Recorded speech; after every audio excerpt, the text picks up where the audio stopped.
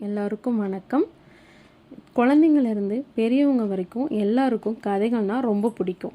அதுலேயும் மர்ம கதைகள்னால் ரொம்ப பிடிக்கும்.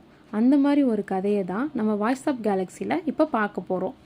தொடர் மர்ம கொலைகள் பகுதி 1. ஒரு நகரத்தில் தொடர்ந்து கொலைகள் நடந்தது. அதனால் நகரமே அமைதியை இழந்தது. அதே நகரத்தை சேர்ந்தவர்கள் தான் மீனா, உமா, பிரியா, அவர்கள் நண்பர்கள் கதிர், சேகர். ஒரு நாள் மீனாவை தவிர மற்ற அனைவரும் உணவகத்தில் இருந்து பேசிக்கொண்டிருந்தார்கள். அப்போது பிரியாவின் பின்னால் யாரோ இருப்பது போன்று உணர்ந்தாள். திடீரென தன் மீது கை வைப்பதை உணர்ந்து திரும்பி பார்த்தாள். அங்கு மீனா கருப்பு உடையில் இருந்தாள். ஏன் கருப்பு உடையில் வந்துள்ளாய் என கேட்க, எனது நண்பி ஒருத்தி இறந்து விட்டாள், அவளின் வீட்டிற்கு சென்று வந்தேன் என மீனா கூறினாள். பின் அனைவரும் வீட்டிற்கு சென்றார்கள். பிரியாவின் வீட்டில்தான் மீனா தங்கி படித்து வருகிறாள். ஆகவே இருவரும் வீட்டிற்கு சென்ற பிறகு மீனாவை பிரியா, உனது நண்பி எப்படி இறந்தாள் என கேட்க, விபத்தில் இறந்து விட்டாள் என மீனா குளியல் அறையிலிருந்து பதில் கூறினாள். சற்று நேரத்தில் மீனாவின் தொலைபேசிக்கு வித்தியாசமான ஒலி சத்தத்தில் அழைப்பு வந்தது. பிரியா உடனே, மீனா உனக்கு தான் குறுஞ்செய்தி என கூற, யார் என்று பார் என மீனா கூறினாள்.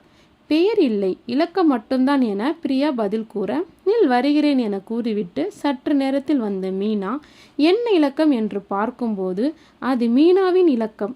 அவளுடைய தொலைபேசியிலிருந்து அவளுக்கே குறுஞ்செய்தி. அதை பார்த்ததும் மீனா, பிரியா இருவரும் பயந்து விட்டார்கள். குறுஞ்செய்தியை திறந்து பார்த்தால் அது ஒரு குரல் பதிவு. அந்த குரல் பதிவில் நாளை மறுநாள் திகதியில் இருந்து நேரம் கூற இரவு 11 மணியும், செய்தியாக மழை வரும் போல் உள்ளதே ஆ என்ற சத்தம். இருவரும் இதை கேட்டு பயந்து போனார்கள். பிரியாவிற்கு தங்களை யாரோ கண்காணிப்பது போல இருந்தது. சுற்றி பார்த்தால் யாரும் இல்லை. அடுத்த நாள் மீனா இதை நண்பர்களிடம் கூறினாள். அவர்கள் உடனே கேட்டுவிட்டு, இதை உனது குரல் போல் உள்ளதே என உமா கூறினாள். அதற்கு மீனா, என் குரலா இல்லை என சிரித்துக்கொண்டு கைபேசியை வாங்கினாள். அந்த குறுஞ்செய்தியில் வந்த நாள் நாளை என பிரியா கூறினாள்.